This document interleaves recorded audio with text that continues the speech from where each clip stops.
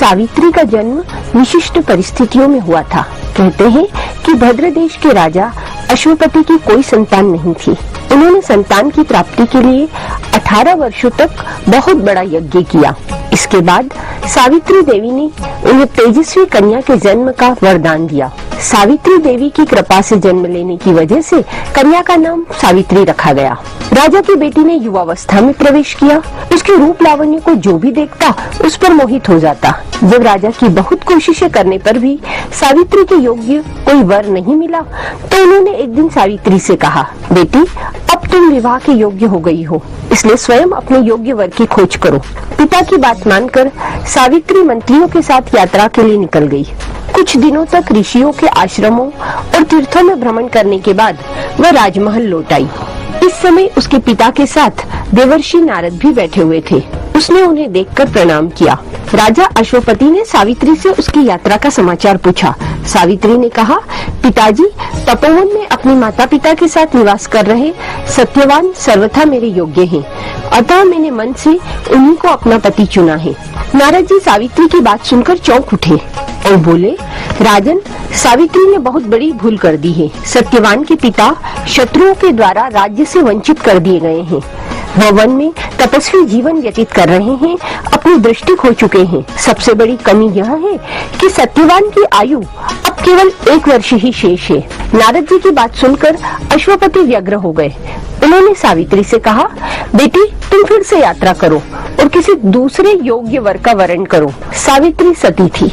उसने दृढ़ता से कहा, पिताजी, सत्यवान चाहे अल्पायु हो या दीर्घायु, अब तो वही मेरे पति हैं। जब मैंने एक बार उन्हें अपना पति स्वीकार कर लिया, फिर मैं दूसरे पुरुष का वरण कैसे कर सकती हूँ। सावित्री का निश्चय दृढ़ जानकर महाराज अश्वपति ने उसका विवाह सत्यवान से कर दिया। धीरे धीरे वह समय भी आ पहुँचा जिसमें सत्यवान की मृत्यु निश्चित थी।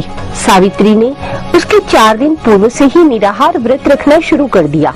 पति एवं सास ससुर की आज्ञा से सावित्री भी उस दिन पति के साथ जंगल में फल फूल और लकड़ी लेने गई। अचानक वृक्ष से लकड़ी काटते समय सत्यवान के सिर में भयानक दर्द होने लगा और वह पेड़ से नीचे उतरकर पत्नी की गोद में लेट गया। उस समय सावित्री को लाल वस्त्र पहने भयंकर आकृति वाला एक पुरुष दिखाई पड़ा। वह साक्षात यमराज थे। उन्होंने सावित्री से कहा, तू पतिव्रता है, तेरे पति की आयु समाप्त हो गई है, मैं इसे लेने आया हूँ। इतना कहकर यमराज ने सत्यवान के शरीर से सूक्ष्म जीव को निकाला और उसे लेकर वे दक्षिण दिशा की ओर चल दिए। सावित्री भी पीछे पीछे चल दी। उन्हें आता देख यमराज ने कहा, हे पतिव्रता नारी, पृथ्वी तक ही पत्नी अपने पति का साथ देती है, अब तुम वापस लौट जाओ।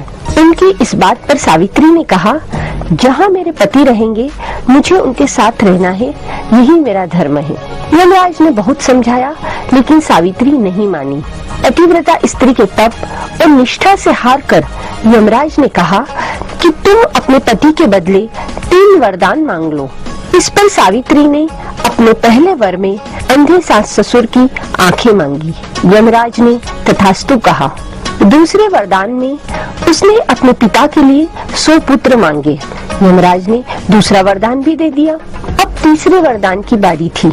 इस बार सावित्री ने अपने लिए सत्यवान से तेजस्वी पुत्र का वरदान मांगा। यमराज एवमस्तु कहकर जाने लगे तो सावित्री ने उन्हें रोकते हुए कहा, पति के बिना पुत्र कैसे संभव होगा। ऐसा कर सावित्री ने यमराज को उलझन में डाल दिया। बाध्य होकर यमराज को सत्यवान को पुनर्जीवित करना पड़ा। इस प्रकार सावित्री ने सतीत्व के बल पर अपने पति को मृत्यु के मुख से छीन लिया। सावित्री पुनः उसी वट वृक्ष के पास लौट आई जहाँ सत्यवान मृत पड़ा था। सत्यवान के मृत शरीर में फिर से संचार हुआ। इस प्रकार एक सती की फिर से विजय हुई। यह है वट सावित्री व्रत पूर्णिमा की कथा। वेब दुनिया की सभी से अपील है कि भीड़ भाड़ से बचें, मास्क पहने व सैनिटाइजर का इस्तेमाल करें, साथ ही सोशल डिस्टेंसिंग का पूरा पालन करें।